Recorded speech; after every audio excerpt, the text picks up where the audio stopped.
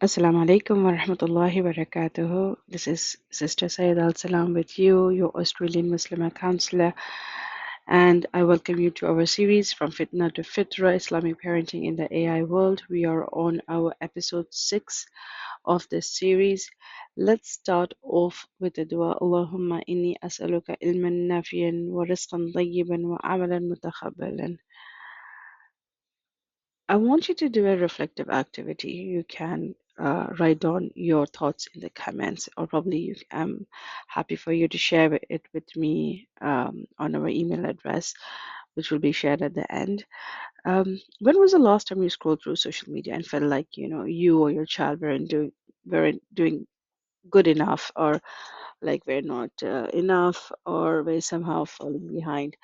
I need you to jot down three emotions that you felt and one behavior that triggered it. Like, you felt sad, you felt low, you had anxiety, self doubt, or you felt the behavior would be like, I was overcompensating for as a parent, as a spouse, as a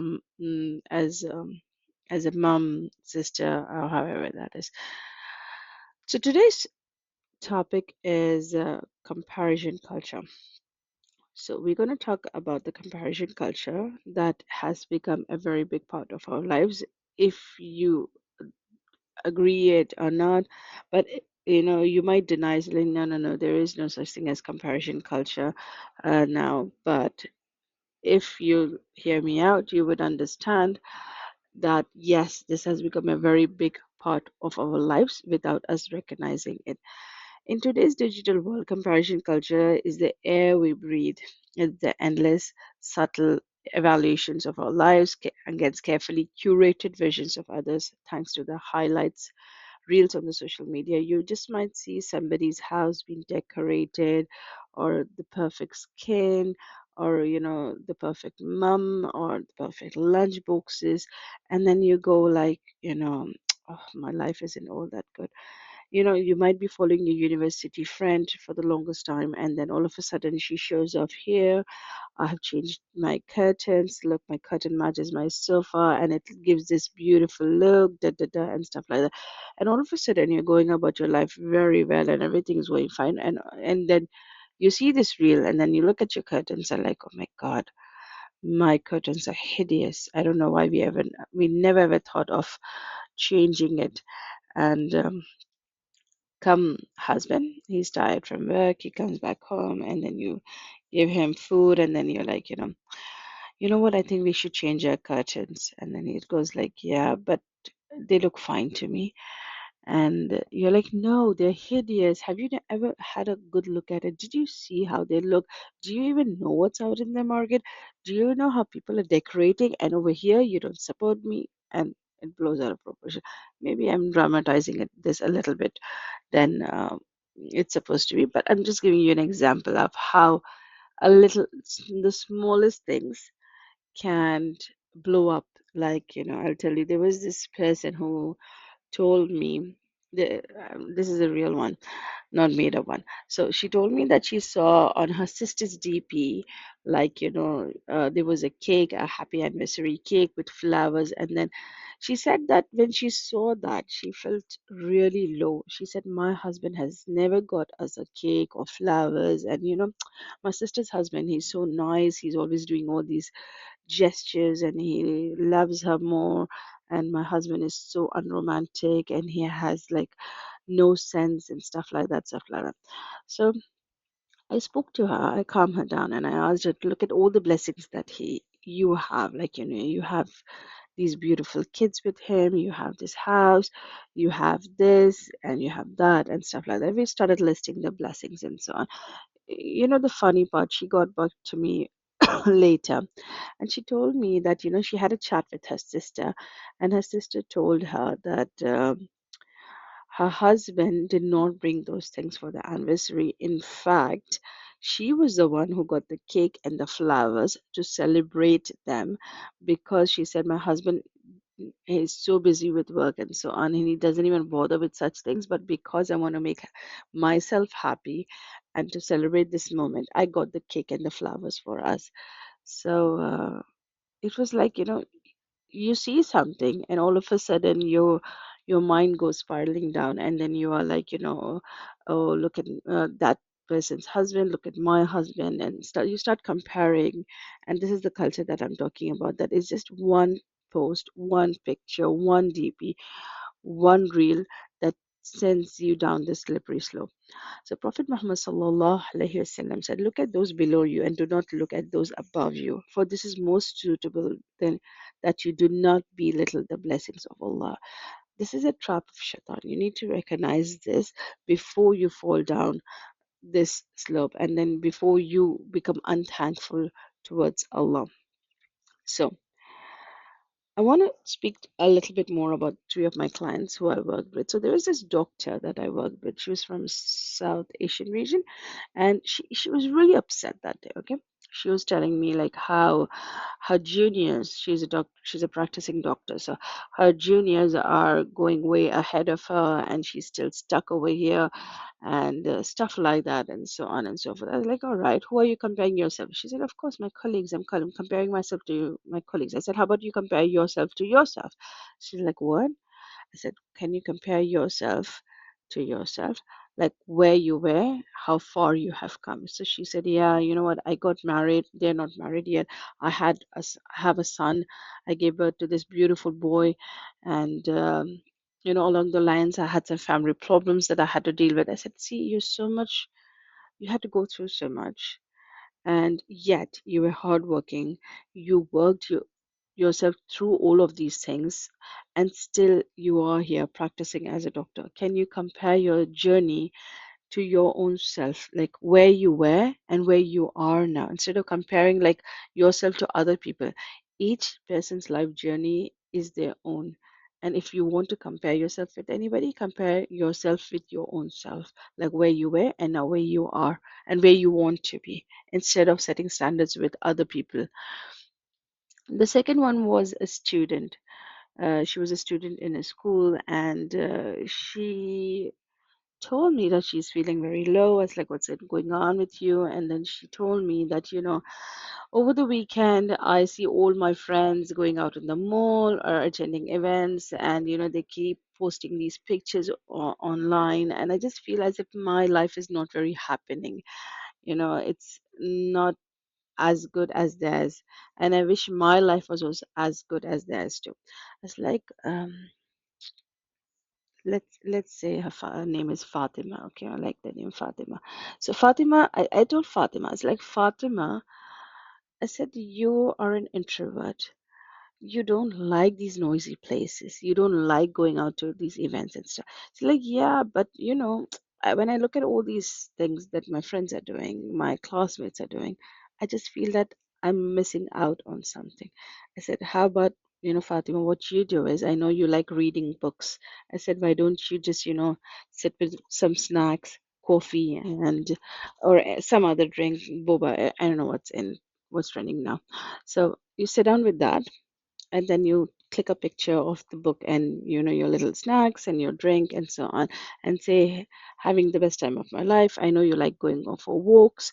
Why don't you click a video or a picture, a reel for your viewers, and then you put like, the best walk ever, was connected with the nature. I love walking, nature walk, hashtag and stuff like that. I've been told that hashtags are dead right now, so I don't know where we are. Correct me if I'm wrong. She likes hot showers.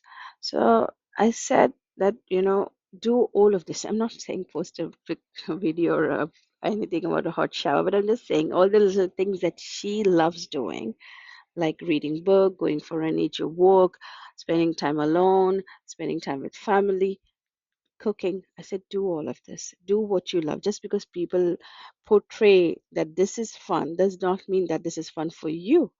You have your own fun. You do the things that you love to do, and you can post about those.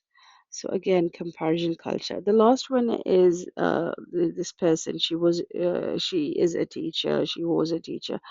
I'm not sure because I'm not in touch with her. But when she came to me, she was like so upset. She's crying, and she was like, um, she told me that. been feeling very low lately. I've been very upset and stuff like, what's going on? Has there been a change? She said, I just feel that, nothing's happening in my life. I've been, I don't know. I was like, okay, let's talk about social media. And have you been following anybody on social media? She's like, yeah, my family, my friends. I was like, what's going on the social media? What are you watching on social media? She said that I see that everybody's getting married or getting engaged or having announcing babies and so on, and she feels left out. She feels that she's stuck in this career where there's no career change, and she started complaining about everything in her life, basically, like, why is this color red color? If there's a red color, she's like, why is this so red? That's the way she was actually complaining. But I spoke to her. I said, like, you need to stop. You need to stop. Get off social media. One, detox. I said, delete it if you have to. I said, stop looking at people because it's making you very, very upset. I said, you need to focus on what you like to do. I need you to study. I need you to think, how can you, if you want, have a job change, or if you want, you can upskill. You can do something that will help you upgrade your skills. And eventually, when this has to happen, this will happen. You will get married, you're going to have a baby, and everything will fall into place. Just because you're not in the rat race right now, and because everybody's getting married, you feel the pressure of getting married to or have a baby. Don't do that to yourself. She felt a lot better after getting off the comparison wagon. Now, because we spoke about comparison, I want to introduce you to hyper individualism. At the end, at the other end of the spectrum is hyperindividualism, where the self becomes the sole center of meaning.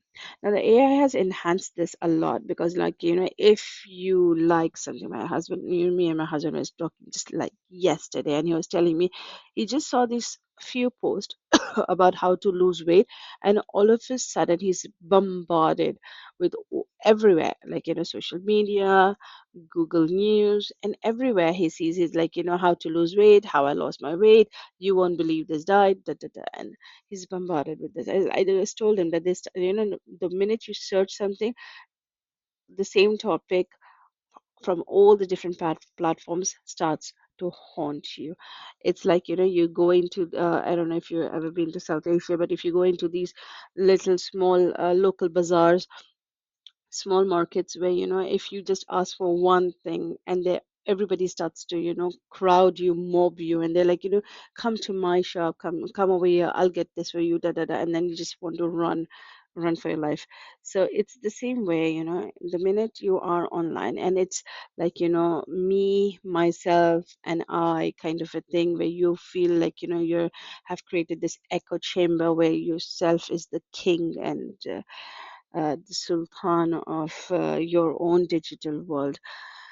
But is it so? The Quran reminds us, indeed, this ummah of yours is one ummah, and I'm your Lord, so worship me. A person starts to believe they're not part of ummah. This is my own journey, and I'm going to, like, I'm going to do my own thing and stuff like that and so on. No, like I did, yeah, I spoke about comparison, where you're not supposed to compare yourself so much that you're feeling this anxiety, this depression, and feeling of low and stuff like that. But on the other spectrum, you're like, oh, me, myself, and I, this is my life journey, this is me time, me this, me that, and stuff like that. And I. No, don't go on that far end either, where you are not only thinking about yourself and not thinking about the, oh, that's not, if something is happening in the ummah, you're like, that's not my problem. Anything happening in your Muslim community, or, we have this beautiful mosque communities where we are, you're connected to the mosque, and the events happen and things happen and stuff like that. And you're like, no, I'm not part of this. I'm not going to be part of that and stuff like that. And you're like, oh, it's fine. I eat everything everywhere, especially in the Western culture. There is like, it's always divided. And like, Ummah is just not one. They don't even celebrate Eid on the same day. So that's the most confusing part. And where I am coming from. So you're like, no, we are going to do this. We are going to eat uh, from some place, a fast food joint, just because it says, yeah, that's we sell halal uh, burgers, but at the same time they are cooking pork on the same in the same kitchen. There is pork also. So uh, are you sure you really want to eat from there? For all you know, they're using the same oil and the same pans and the same spatula to make your burger, the one which was used for pork also. So I don't know. Like I said, people are like, they're not thinking as one ummah, what's good, what's bad. And just to have that burger, they will sit down and have a huge argument with you. They feel that no, we need to have a house. It's important to us because we are going to live here forever, and we need to take out the loan and promote riba in the Muslim community in Ummah because it's us. We need this house. I need this house. I am going to do this. But what about the Ummah? What's the message that you're giving to the Ummah? Is this all right? Is this what you're going to tell people? Is this what you're going to tell your generations to come? Are you thinking about your future generation? Are you thinking about the present generation? No, you're not. You're like, I'm going to eat this burger today. I'm going to take a loan. I am going to do this. But where's the ummah then? So the Prophet Muhammad sallallahu alaihi wasallam said that the believers are like a structure, each part strengthening the other. We should not be like, me, myself, and all. You should be more of, promoting each other, helping each other, working for the same cause, promoting Islam. Not like, I'm going to do my own thing. I'm going to make eyebrows because I feel, yeah, that's fine. My husband says, yes, I can make eyebrows. Another topic of argument, I feel. Like many people say it's okay, many people say no, it's not okay, and stuff like that. But are we strengthening each other, or are we just arguing over stuff like, and are we acting like one ummah, or are we doing hyper individualism? It's like me, myself, and I, and stuff like that. Now these are some questions that I have listed. You can go through them and then you can think, is this me? Do you prioritize your needs and desires over those of others? Do you often compare your life to others on social media? Do you feel inadequate or anxious after seeing their posts? Do you place a high value on positions and status and symbols? Is your self-worth tied to your material success? Like, you see somebody and then you're like, where am I? What am I doing? What are my standards? Look at them. The FOMO feeling and stuff like that. I'm sure everybody knows FOMO is like fear of missing out. Do you prioritize your personal goals over collective family goals, collective ummah goals? Do you find it hard to appreciate what you have? Are you often striving for more without recognizing your existing blessings?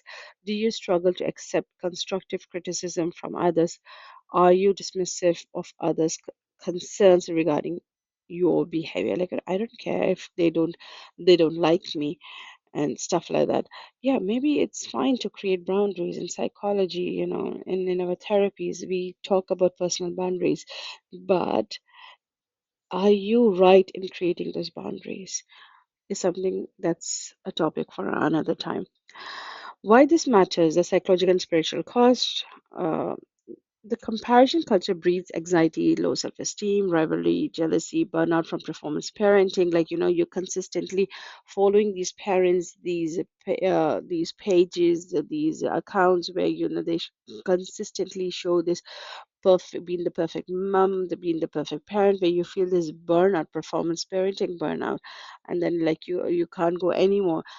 You're not bothered about the emotional connection that you need to have with your kid. You're more on performance, like, okay, her kid is at this level, my kid needs to be one up.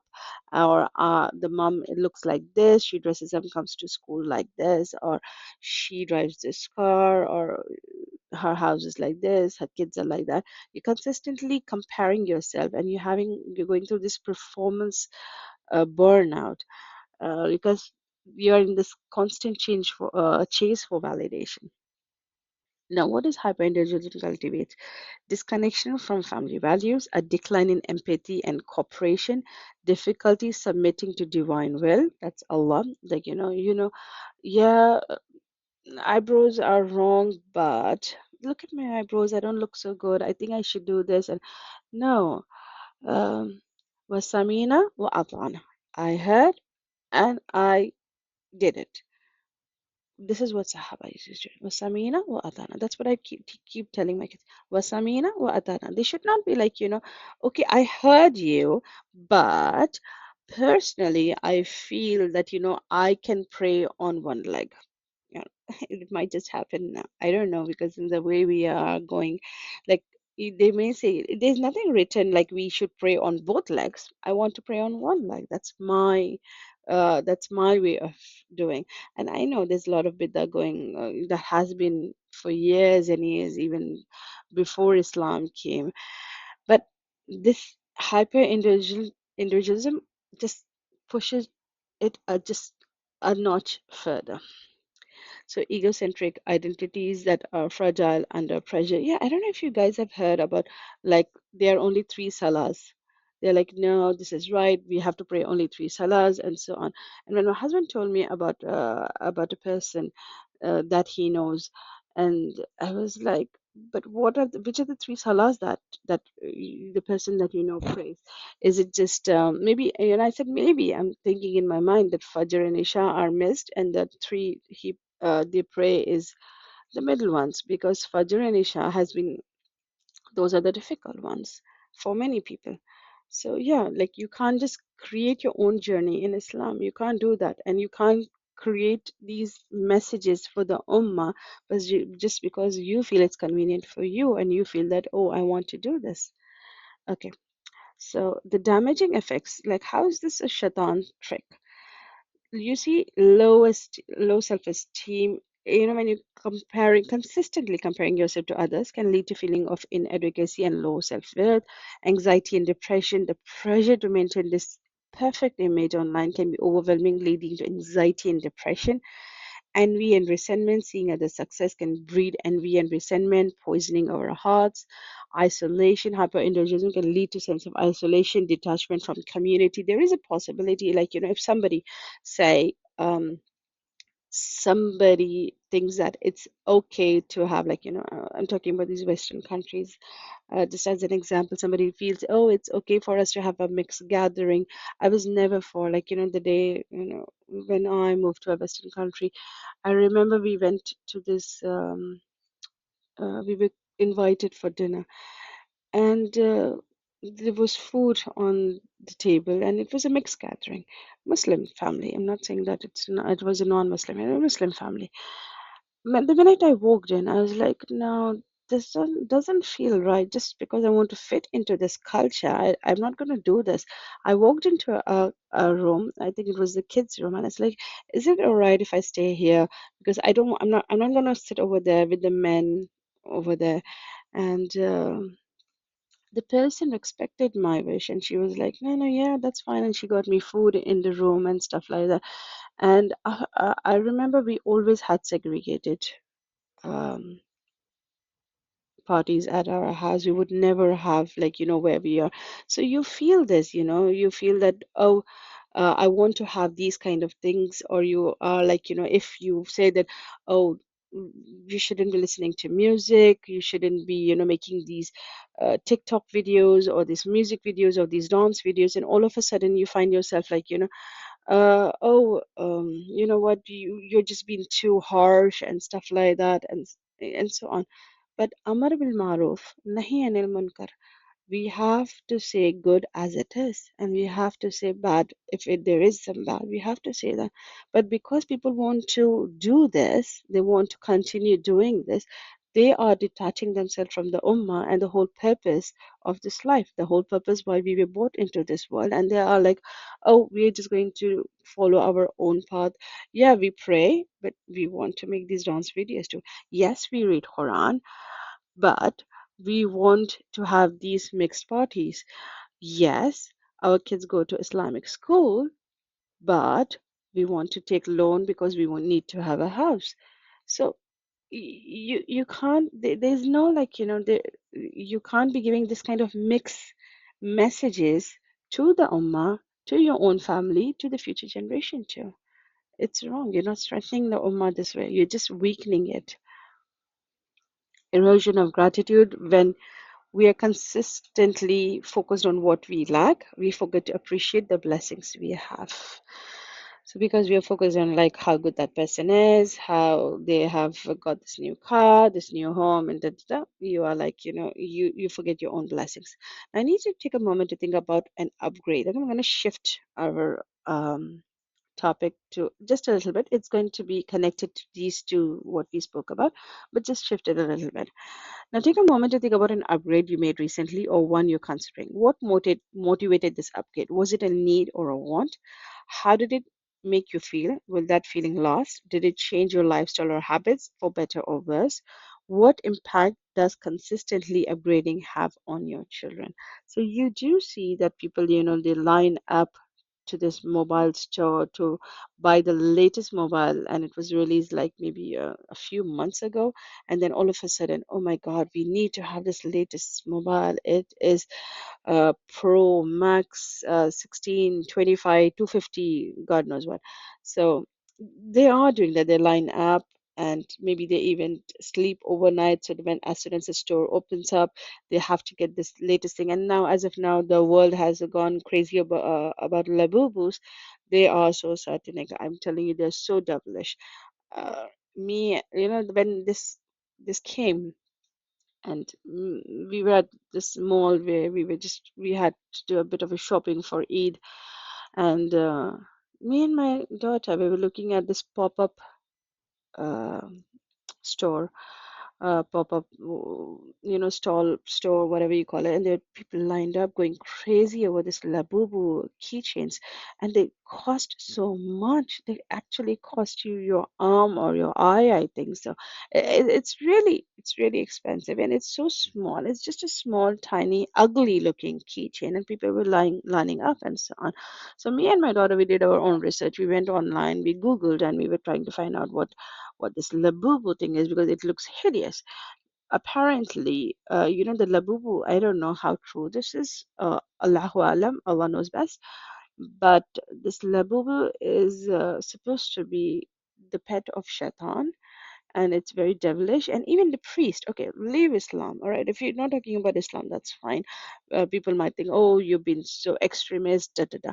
Priest in from Christianity are also stating don't bring these devilish things into your house because it harms the aura of the house, it attracts devils into your house and stuff like that. Okay, now this is not an imam with a huge beard stating that, and you go like, oh my god, you guys are so extremist, this is so wrong and stuff like that. No, even the Christians are saying the same thing. I'm talking about a priest who said this. So when other religion are talking about it, what's going on with you? I mean, why are Muslims lining up to pay so much of money, and it does not benefit you in any way, and you're following a trend that's trash, and it's devil looking, and it's attracting devil into your house. Why do you bring on all of this onto your own self? It just doesn't make any sense. So upgrading refers to enhancing and improving something, typically through introduction of new technology or methods, often driven by communism, pushing us to acquire the latest gadgets and devices. Some of the examples are upgrading devices. So I remember, there's this person, and she got this iPhone Pro something something. I'm not a very gadget technology kind of a person. So she got something, and then her sister-in-law, she was like fumed. She was like, oh my god, how dare she has a mobile that's up me. So I'm going to buy the latest one that is available in the market as soon as it comes. And she spends like so much amount of money for a mobile only so that she can be above this other sister-in-law. Does it make sense? No. Does it have any different features? Maybe the tiniest bit. But do you really need this? No. Did you actually have to get into this comparison craziness? No. But did you? Yes. Now, lifestyle upgrades like fitness program, diets, these are also trends like, you have to look in a certain manner. I was talking to my husband the other day, and I was telling him that Alhamdulillah, I'm healthy. I am good looking. But do I really need to get on this wagon of fitness, diet, and looking in a certain way and so on, because I know I have to look good for you.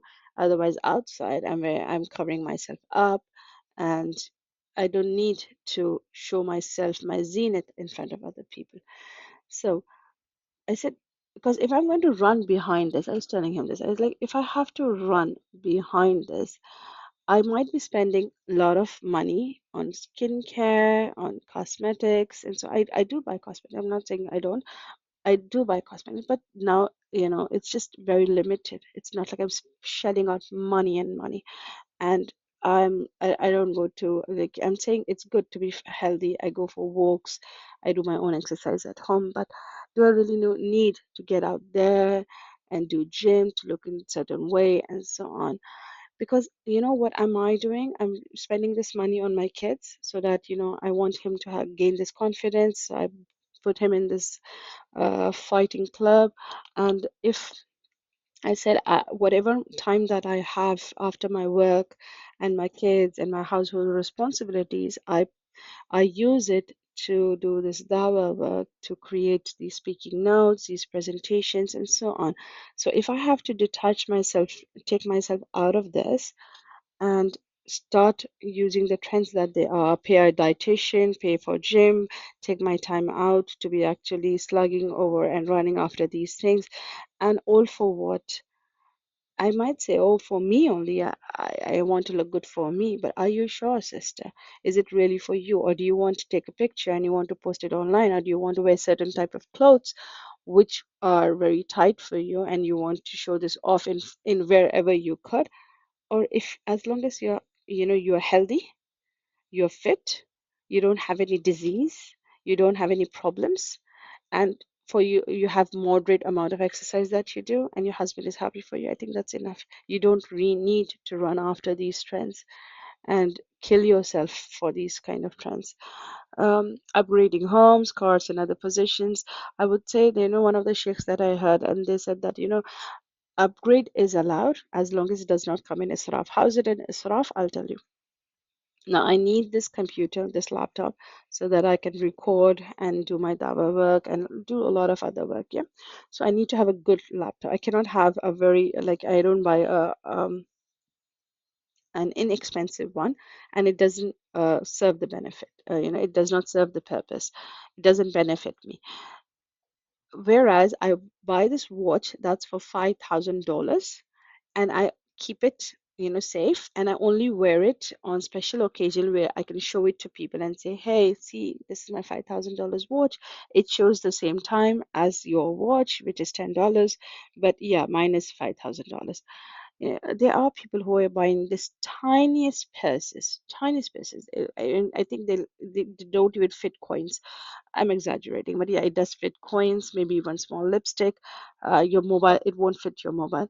But they're shelling out so many dollars, hundreds of dollars, to buy this tiniest purse, which does not serve any purpose, does not benefit. And but then you have to, you can't even hide it. You have to show people, hey, see, I got this brand, this label, da da da, and it costed me so much, and so on. Like, yeah, congratulations, but I feel bad. I'm like, why spending so much money on this? Your hard-earned money to show off to people, and how is it benefiting you? Maybe, yeah, it does give you, like, those few moments of pleasure, or you have something expensive and the look on other people's face. But after that, what? You come back home with the tiniest purse. Does it serve the purpose? No, it doesn't. Think about your upgrades. Now, upgrading in daily life for children, influence of tech in education. If you are spending on education, that's fine. Pressure to keep up with peers can lead to sense of entitlement. Now, I'm not sure when or where they started. We would not never care which jacket, which shoes we are wearing when we are in school. Maybe it would be the tiny things that we would buy. But as of now, I hear a lot of kids saying, "Oh, my name is X, and label. I have the shoes, I have this jacket, and my label jacket has got lost." It's like, seriously?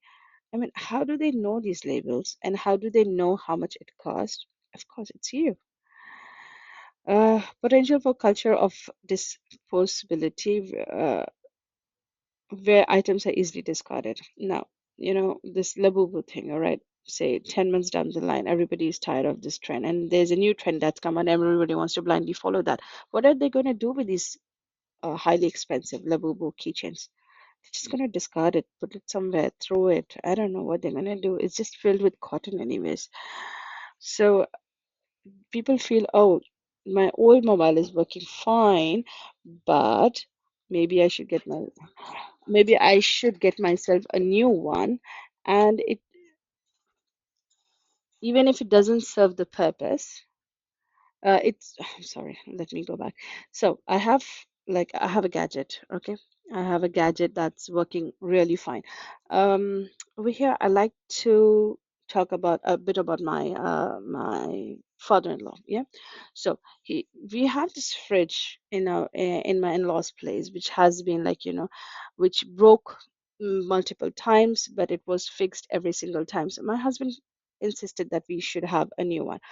So my father-in-law, he did agreed, like, yeah, maybe we should buy. He said no, this one is fine, but he said, I finally agreed, but he decided not to throw that old one. He said, no, this is working just fine. We can fix it and we can make it work again. We can fix it and make it work again. And we did get a new one, which was benefiting the family. But did we throw out the old one? No, not yet. Initially, I didn't understand the wisdom behind this. You know, the people of that generation, they don't believe in discarding things. They believe in fixing it, keeping it, and sustaining it as long as they can. It's the same with relationships. Nowadays, the divorce has risen so high. It's like, every other person, like 1 month down the line, 15 days down the line, 1 week, 1 year, people are getting divorced. They don't believe in fixing things. They believe in replacing it. They believe in discarding it. So ask my father-in-law about relationship, he will talk about how fixing relationships, how about sustaining relationships, working, sacrificing, and stuff like that. Why? Because they believe in this. They believe in sustainability. But nowadays generation, recently I've spoken to a few people. I would say not, two are the recent ones, but divorce in like 1 month, divorce in a few months. It's as easy as that. Oh, all right, let's get divorced. Let's move on. And I'm talking about Muslim families over here. They don't believe in fixing things. They don't believe in sustaining. Oh, I'm gonna get a better model than you. And then like, yeah, you think you can get a better model than me? Okay, I'm gonna up you and I'm gonna upgrade you too. Is this what we're teaching our kids? Is this what we are teaching our future generation? You think it's just about things? It's about relationships also. It's getting into relationships. Now, the points of concern over here is materialism versus simplicity. The pursuit of upgrades can lead to excessive materialism, focus on status over contentment. Upgrading can be driven by a desire for status and recognition, encouragement of excessive consumption and wastefulness, neglecting the importance of maintaining and repairing what we already have. What you have is good enough. You don't need to upgrade. Push for that. What is your need? What's your want? I had my daughter who came to me like, Mom, I need this, this, this. I said, is this a need or is this a want? Because if you're telling me you need this, I don't see it as this is a need. I feel that this is something that you want and you desire. And yes, we can do that, we can get it, but eventually, not immediately. But if this is a need, then let's talk about it. I said, she understood that there is a difference, but they just decide to come to you and like, oh, I need this, I need that. But do they understand that there is a difference? Maybe not. What does Islam say? Now, in Quran, Surah Furqan, it says, and those who, when they spend, are neither extravagant, not stingy, and there is ever between that a position firmly established. I'm not asking you to go all the way this way. It should not be like my way or highway. It should be a middle ground where you have moderation. Like Islam is the way of life. There needs to be a fine balance. Islam is a very fine balance. If you tip a little bit over here, you become an extremist. You tip a little over there, you become like you don't care anymore. Like, oh, I'm a modern Muslim. It's everything is fine. Importance of gratitude and contentment with what Allah has provided. Quran 14:7. That's Surah Ibrahim. And remember when your Lord proclaimed, if you give thanks by accepting faith and iman and worship, ibadat, I will give you more of my blessings. ni'mah, and if you are thankless, verily my punishment is indeed severe. So stop with the comparison. Say thanks to everything that you have. A small little thing that you can do every night before you sleep. Ask your children, ask yourself, what are you thankful for? List anything, three things, one thing. Emphasis on sustainability, avoid wastefulness, recognizing the people are not disposable. I'm so sorry to say, it really breaks my heart when I see these kind of divorces happening where they're like, oh, you're just going to divorce and upgrade to somebody else. So, what are the strategies that parents can do? Rebuild tawheed in daily conversations. Remind your kids. Have open conversation. You need to have like consistently talk about your kids to your kids about this. Practice shukr. Curate content, not just consume it. So I keep talking about this in every single of my workshop. Have parental controls, digital filters, and celebrate quiet acts of worship and goodness. Get together for family Quran reading. Friday. Friday videos or something like that. Like, every Friday we listen to a 10 or 15 minutes of a small series or videos of Sheikh Omar Suleiman, because, he's really good. It's short, up to the point, the kids understand it, and we are able to have this kind of a family ritual that we started. Model collective responsibility. Do acts of khidmah, service together, visiting the sick, helping neighbors, cooking for someone, reconnect them to Ummah. It's important that we are part of the Ummah and we structure each other, we help each other, make each other stronger. Talk about Shaitan tricks openly and make it normal to say this is a whisper, waswasa from the Shaitan. When pride, jealousy, or comparison sneaks in, create offline rituals, family board game nights, tech-free Quran circles, screenless Fridays, make the connection tangible. It's up to you. Probably you can write in the comments what else can we do. I'm happy to read that, and I'm happy for other parents to read that. Mindfulness in consumption, evaluate needs versus want, consider the environment impact of a consumption, the amount of clothes that people are buying and buying and buying, and then you're discarding. What are we doing? This is not sustainability. See how you can sustain things, sustain relationships, and so on. Uh, okay.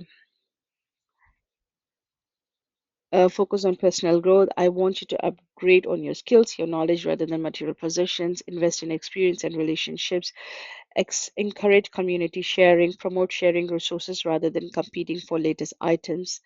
Support initiatives that promote sustainability and reduce waste. Teach children to appreciate what they have rather than consistently desiring upgrades. Yes, I do have this, but can you upgrade it to the latest model of whatever? Set limits on upgrading, establish personal guidelines for when and why to upgrade, prioritize repairing and maintaining existing items, have open conversations, talk about importance of maintaining relationships, explain that people are not disposable, that we need to work to fix and strengthen relationships. Let's finish this off with the dua. Bismillah ar-Rahman ar-Rahim. Ya Allah, the turner of hearts, Ya Rahman, Ya Rahim, make us people of contentment in a world of competition. Protect our children from the fitna of being seen and the trap of ego. Let our homes be filled with sincerity and our screens be only tools of khair. Guide our eyes to see blessings, not comparisons. Guide our hearts to love you more than the world. Make us parents who raise not just smart children but righteous ones, connected to the fitrah, not enslaved to their followers. Ameen, Subhameen, Ya Rabbal Alameen. If you have any questions, go ahead and email me. You can send me a WhatsApp message, visit my website for the latest events and YouTube videos, or any other information that you would require, or you want to book a counseling session, a therapy session with me. You can visit my website, or you can message me, or you can email me. Our next session is this is going to be the second last one. Next episode, episode 7, is going to be the second last one. It's lonely in a crowd, social isolation, anxiety in the age of AI. I would like to make dua for, I would like to request for you to make dua for the speakers, the organizers, and everyone, every single one of you who have listened to this episode and benefited from it. Jazakallah khair. Assalamu alaikum wa rahmatullahi wa barakatuh.